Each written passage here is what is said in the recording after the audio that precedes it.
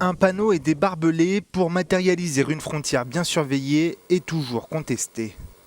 Dans la République séparatiste d'Ossétie du Sud, la guerre de 2008 entre la Géorgie et la Russie pour le contrôle de ce territoire a piégé certains habitants. D'autres Géorgiens qui peuplaient cette république rebelle n'ont eu d'autre choix que de fuir vers des villages de réfugiés. Ils seraient au moins 18 000. Faisons en sorte que ce soit comme avant la guerre entre les Ossètes et les Géorgiens. Réconcilions-nous et traitons-nous en frères. J'ai beaucoup d'Ossètes dans ma belle famille et parmi mes amis.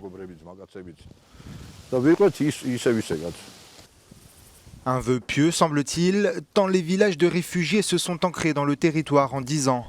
Les Nations Unies ont multiplié les résolutions pour appeler au retour des réfugiés chez eux, sans succès, auprès d'une Russie devenue maîtresse en Ossétie du Sud.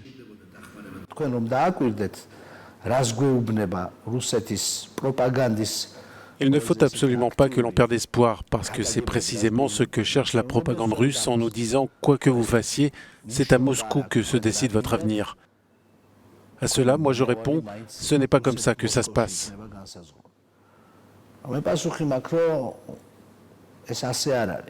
Il y a tout juste 10 ans, la guerre express en Ossétie du Sud avait duré 6 jours et fait plus de 800 morts de part et d'autre. La Russie n'avait pas toléré la tentative de reprise en main par Tbilissi de cette province de facto indépendante depuis l'éclatement du bloc soviétique.